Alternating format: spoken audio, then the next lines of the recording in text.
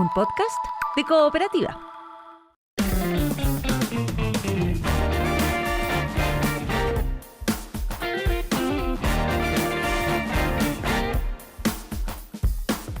Bueno, como decía recién, ayer se decretó alerta sanitaria, ¿verdad?, para la región de en Atacama y en Coquimbo, ¿no es cierto?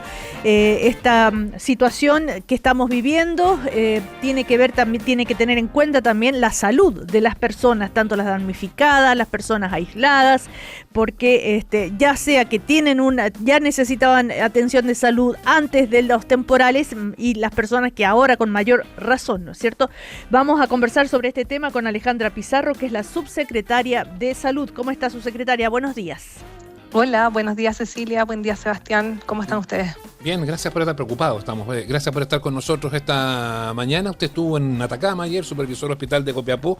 ¿Qué noticias ha tenido y qué es lo que pudo ver ahí in situ y si tuvo chance de desplazarse hacia otros recintos de menor complejidad que están en zonas quizás más afectadas como Huasco y Vallenar?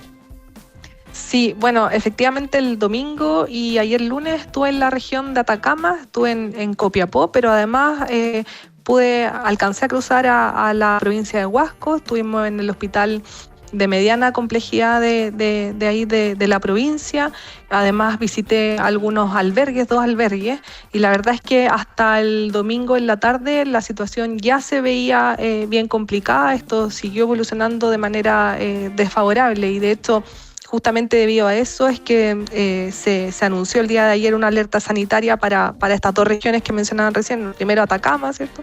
Y también, por supuesto, Coquimbo, que han sido las regiones con mayor afectación de todo este sistema frontal que está afectando la mayor parte de Chile, pero hemos visto los peores efectos en la región de Atacama y Coquimbo. Subsecretaria, respecto a las infraestructuras de los hospitales, de los CEFAM que pueden haber estado dañadas y la necesidad de, por ejemplo, hacer hospitales de campaña o de emergencia, ¿cómo está esa situación? Sí, bueno, existen actualmente hasta ayer en la tarde, con ese corte, ¿cierto? 3 establecimientos de salud afectados, los 3 corresponden a CESFAM. Y la verdad es que la afectación tiene que ver con daños de techumbres, pero también con filtración de agua. Eso es el registro que tenemos hasta ahora. Igualmente tenemos otros establecimientos que han tenido goteras y filtraciones, pero estos SPAM han sido los más afectados. ¿En dónde? Y se encuentran en Huasco, 2 en la región de Atacama y 1 en Ovalle. Sí, pero estamos monitoreando también de cerca todos los otros establecimientos, porque evidentemente acá nuestro deber es resguardar la continuidad de la atención de los pacientes y se están realizando evidentemente todos los traslados y las medidas que sean necesarias. De hecho, justamente debido a la magnitud y respondiendo como al mandato que les digo yo que tiene el MinSal, que es resguardar y garantizar la salud de las personas, se anunció esta alerta porque esta alerta entrega facultades especiales al Ministerio de Salud, pero no solo al Ministerio de Salud, sino que también a nivel regional. Pero ayer el presidente decía, perdón, sí, el hospital de emergencia se está instalando. ¿A qué se refiere? Así es, justamente ayer ya empezó en realidad antes de ayer la instalación de este hospital modular en la región de Coquimbo, justamente para entregar y garantizar la continuidad de la atención de todos los pacientes. Eso en Ovalle. ¿Cuál es la situación del hospital de Ovalle, que tenía problemas no solo en sectores de atención común, sino que en particular, y es lo que más preocupaba, en los pabellones quirúrgicos? Sí, bueno, tiene filtraciones de agua, ¿cierto? Y se están afectando los pabellones quirúrgicos, pero esto no ha todavía frenado la continuidad de la atención y de hecho justamente por eso se está instalando este hospital modular para garantizar la atención de los pacientes. ¿Qué es lo que, cómo se trabaja justamente con el tema de la cirugía? Pues es complejo, hay cirugías que están programadas. Entiendo que urgencia funciona de otra forma, que hay otra modalidad para cubrir las situaciones de urgencia, pero sí habrá un problema ahí. ¿Qué va a ocurrir con ellos? ¿Se van a suspender esas cirugías? ¿Se van a mover a otros recintos, hacia La Serena, hacia Coquimbo? Quizás que, si bien también está algo complicado, entiendo que sus hospitales, San Pablo y otros, no no están en crisis como lo que pasa en Ovalle. Sí, bueno, acá lo más importante es que las atenciones de urgencia, ¿cierto? Y las cirugías de urgencia no se deben ver afectadas y por eso se están tomando todas las medidas. Y respecto a la cirugía electiva, obviamente los servicios de salud y los hospitales van a ir programando en la medida que sea necesario. Evidentemente, si en un hospital no pueden operar las cirugías electivas, se reprogramarán y las de urgencia se tendrán que hacer en el recinto que se pueda, ¿cierto? Y que se necesite. Estamos conversando con la subsecretaria de Salud, Alejandra Pizarro. Perdón, Cecilia, lo último de eso, perdón, no hay no hay riesgo de saturación de la red con esta situación, pienso en particular en la situación de cirugía. No hay riesgo de saturación y para eso, estamos monitoreando obviamente minuto a minuto esto, pero por ahora no hay riesgo de saturación y se están tomando todas las medidas para que eso no ocurra. Y de hecho, justamente, esta alerta sanitaria también entrega facultades especiales y dentro de esa, por ejemplo, tiene que ver con adecuación de funciones, priorización, compras rápidas, contratación personal, experto en los servicios de salud, pero también en el Ceremi. O sea, esa es la gracia y el sentido de estas sanitarias que nos permite priorizar, readecuar, cambiar, mover, contratar, todo para poder garantizar la atención de los pacientes y, por supuesto, la salud de nuestra población. Subsecretaria, justamente a propósito de la salud, tenemos el tema por ejemplo, la distribución de medicamentos a personas que están aisladas, el traslado de los pacientes, son todos desafíos que tienen que abordar. El tema del agua potable, si no hay agua potable, ¿qué riesgos para la salud en general tiene y cómo cautelar aquello?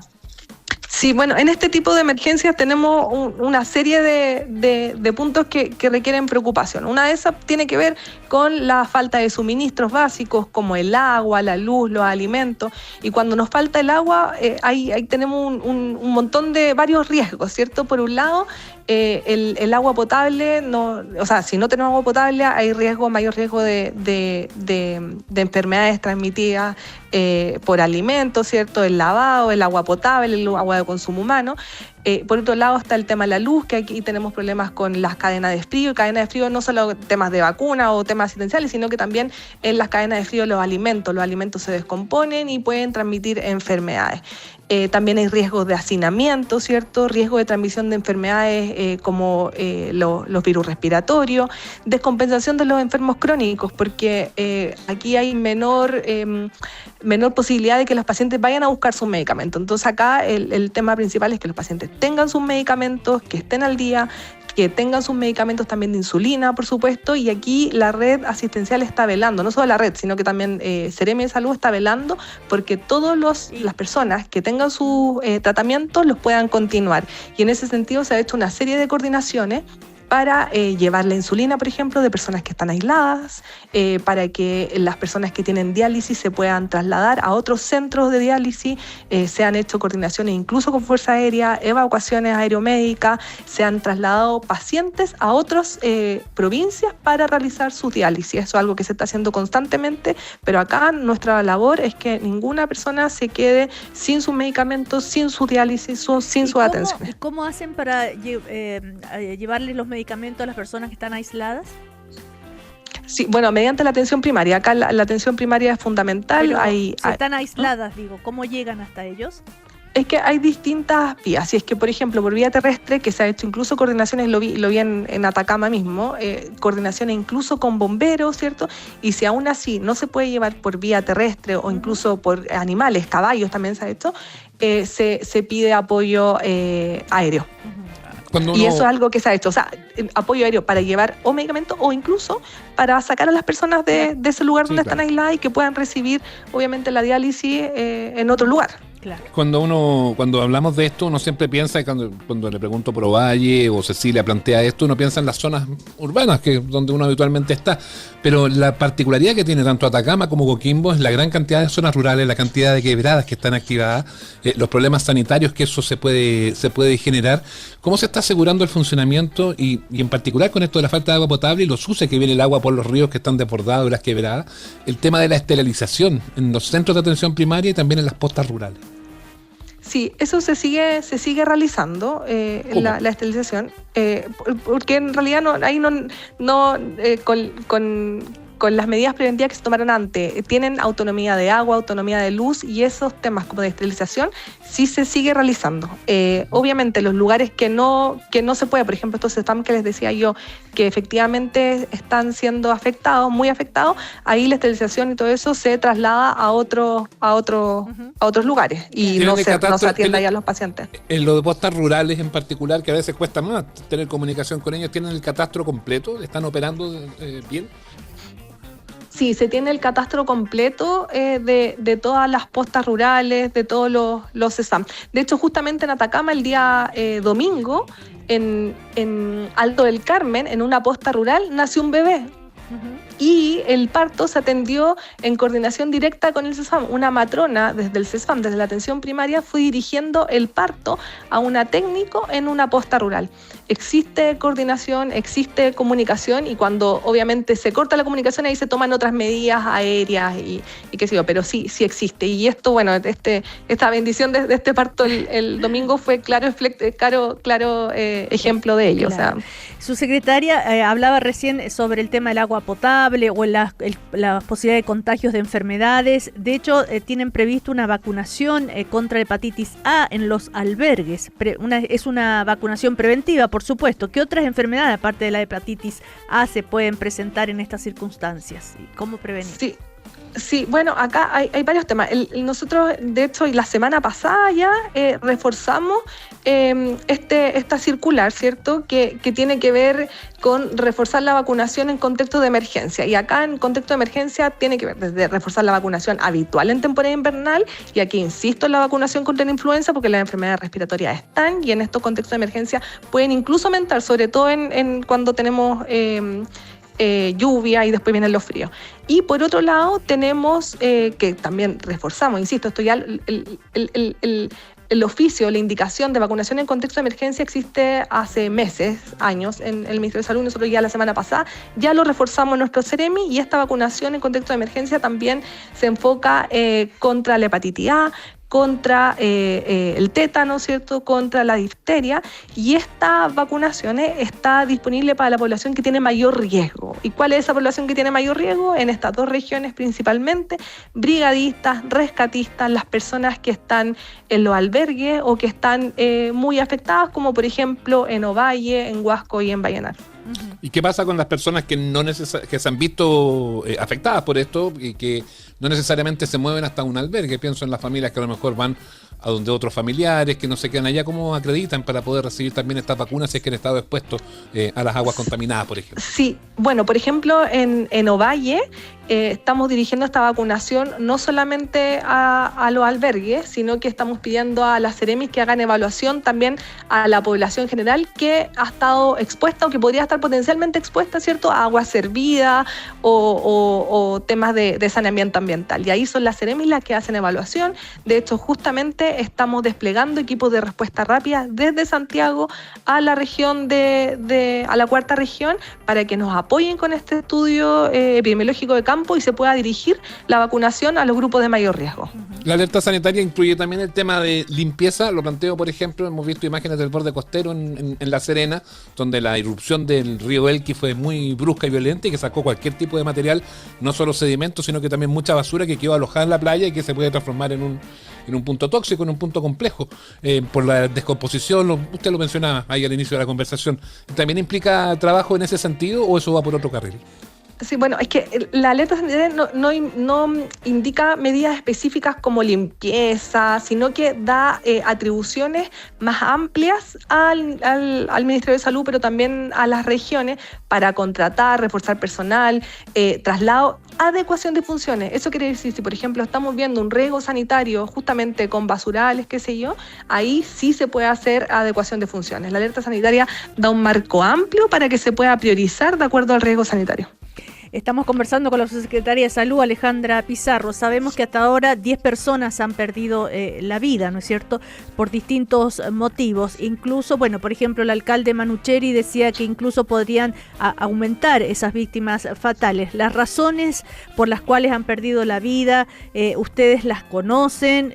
¿Tiene algo que ver con razones de salud o son los accidentes por un desmoronamiento de piedras, por tierras alud que llegaron? obligaron, de movimientos, no sé, que los taparon, ese tipo de cosas? Es lamentable este número de fallecidos, muy, muy lamentable. En términos sanitarios, ninguno de estos fallecidos responde a salud. O sea, no, gracias a Dios, y vamos a seguir cautelando para que eso no ocurra. No hemos tenido ningún fallecido en términos sanitarios porque no haya recibido su atención o porque no ha podido llegar, no ha tenido su diálisis, nada en términos sanitarios. Y respecto a la atención psicológica, ¿lo tienen pensado también, contemplado en algún momento asistir desde ese punto de vista? Sí, así es. De hecho, justamente eso es uno de los riesgos que también tenemos que estamos monitoreando. Tiene que ver con la salud mental, ¿cierto? Acá hay temas, obviamente, de enfermedades transmitidas por alimentos, enfermedades transmisibles, hepatitis y otras más, pero la salud mental es fundamental y es algo que también estamos tratando. Uh-huh. Bueno, es la subsecretaria de Salud, Alejandra Pizarro, dando cuenta entonces de todo lo que se está haciendo para cautelar el estado de salud de todas las personas allá que están viviendo esta situación en la región de Coquimbo, en Atacama. En Valparaíso, en la región de Valparaíso, subsecretaria, también se han tomado algunas medidas. ¿Hay alguna, por el momento no es necesario decretar alerta sanitaria? Por el momento no, es algo que se está evaluando también minuto a minuto. Estamos viendo también cómo evoluciona el sistema frontal y si es que se requiere, por supuesto, lo vamos a hacer. No vamos a escatimar en ningún esfuerzo con ninguna región. Muy bien, muchas gracias, subsecretaria. Disculpe, ¿me dejan el último mensaje que la población, por favor, se informe por las vías oficiales, ¿cierto? Por Senapred, Ministerio de Salud, Ceremi. Lo principal es que se informen por las vías oficiales y ante cualquier duda pueden llamar a Salud Responde, que es el 600-360-7777. Eso es de cualquier lugar del país. Así es, desde cualquier lugar del país. Bueno, muchas gracias, subsecretaria, que esté muy bien.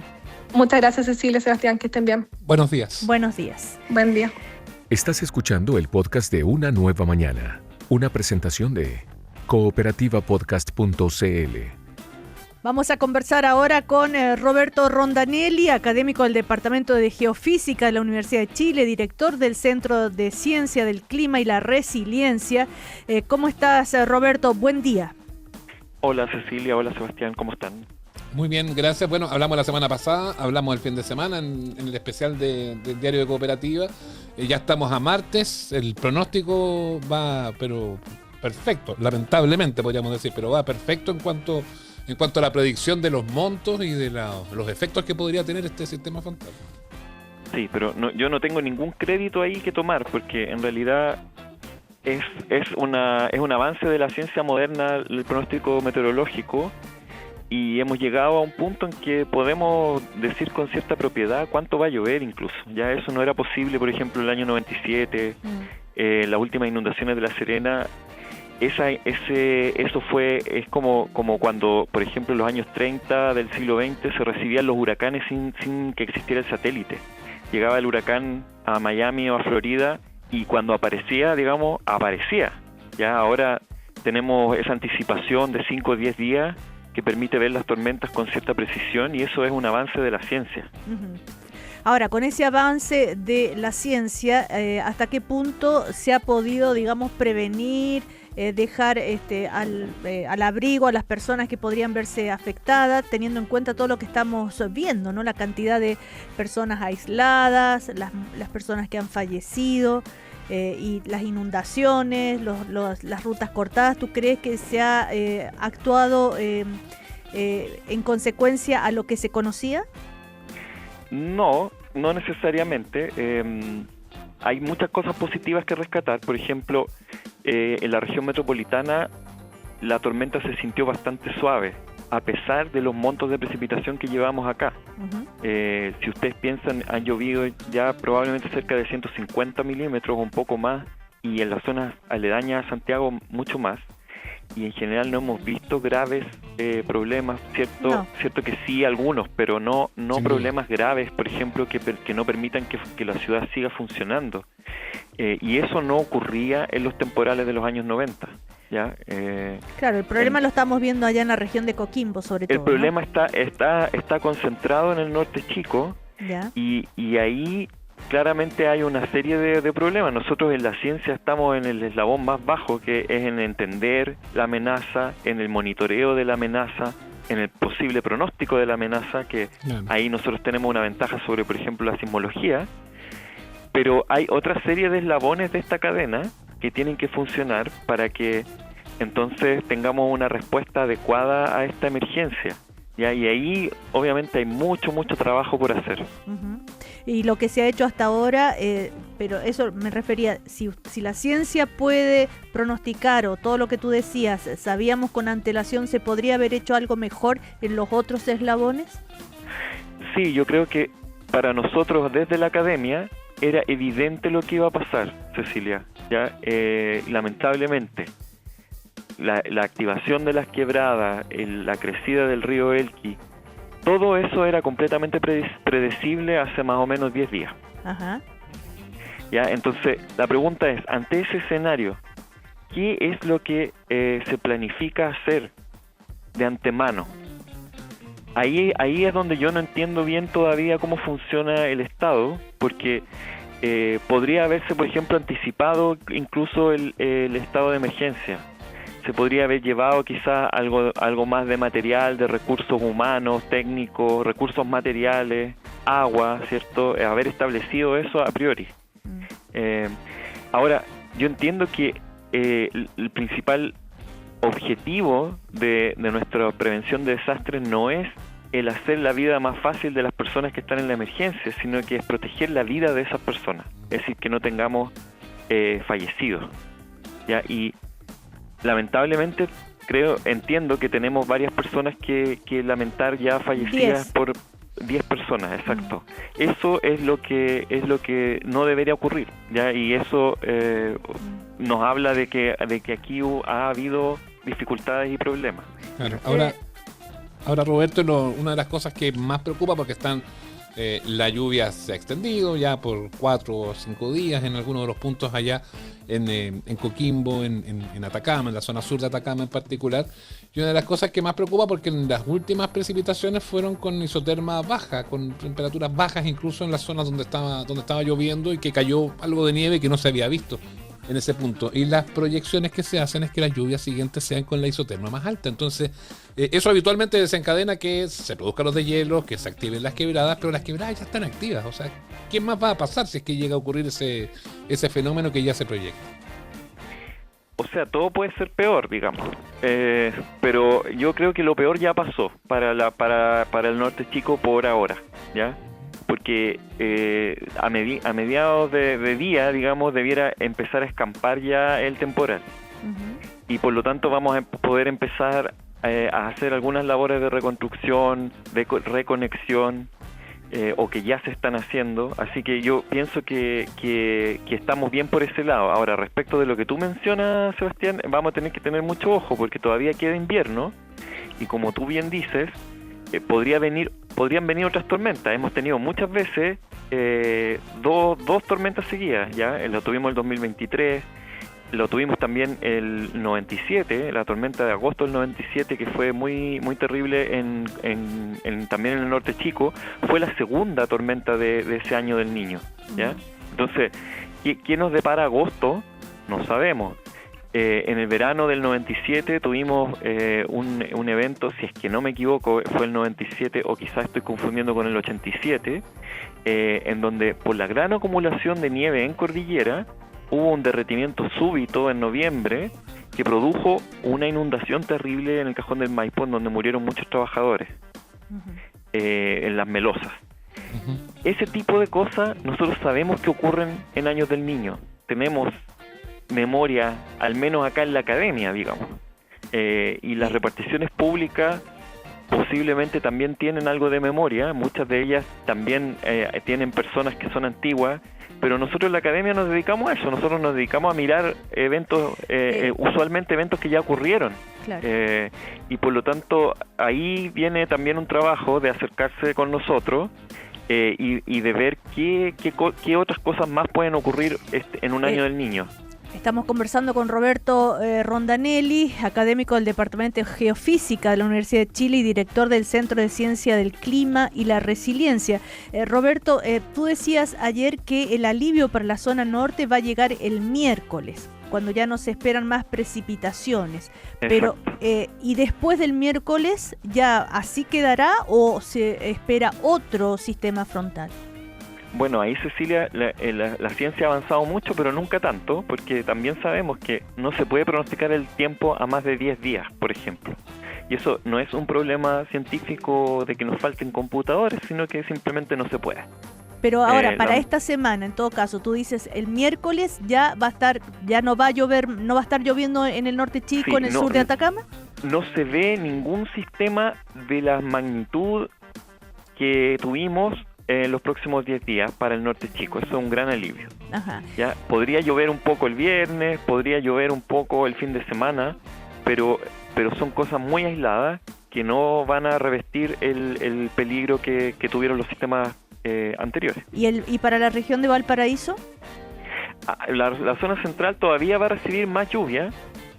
Posiblemente vamos a tener otro sistema entrando esta semana, el jueves, pero también son sistemas normales, como lo comentábamos. O sea, son sistemas que no son estacionarios como ocurrió con esta lluvia, sino que van a pasar y van a dejarnos un poco de lluvia el jueves en la noche en la zona central, al sur de Coquimbo, hasta el sur, digamos, hasta los lagos, y va a pasar, ¿ya? Y va a llover un poquito, digamos, pero no más vamos a tener dentro de lo más normal que podemos conocer para una lluvia de invierno, incluso menos, ¿no? Una lluvia de invierno normal, no más. ¿Ya? Cuando venga otro sistema con un tren de ciclones y un río atmosférico, vamos a decirles, pero por ahora no se ve nada tan terrible. Ahora, eso no significa que en agosto no podamos ver una repetición de este tipo de configuración, si ese es el problema.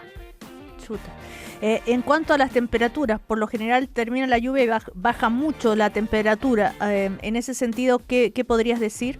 ¿Qué sabes? Sí, la verdad es que el gran aliado que hemos tenido en todo este temporal ha sido la baja temperatura. Es decir, las temperaturas ya están bastante bajas y bueno, van a bajar cuando salgan un poco las nubes, va a bajar, pero no va a bajar significativamente más de lo que ya están. Y eso ha sido muy, muy positivo.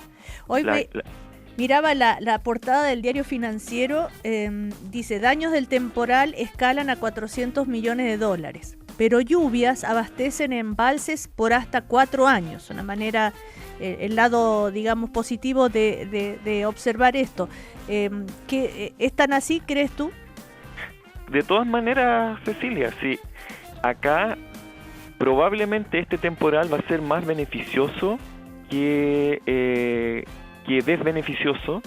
El problema no es el bottom line, como dicen los gringos, sino que el problema es la justicia de esta situación, porque siempre son las personas más vulnerables y las más pobres las que pagan el costo de estas tormentas, mientras que otras personas no les pasa mucho, podrían hasta verse beneficiadas con la tormenta. Y estoy hablando de la agricultura en particular. Por ejemplo, el sector agrícola, el sector minero van a tener agua para sus empresas, para la agroindustria. Vamos a tener probablemente una buena temporada agrícola, siempre y cuando no tengamos otros eventos extremos entre medio que puedan arruinar algunas cosechas, pero en general hemos asegurado el año, estamos produciendo mucha hidroelectricidad, hay agua embalsada.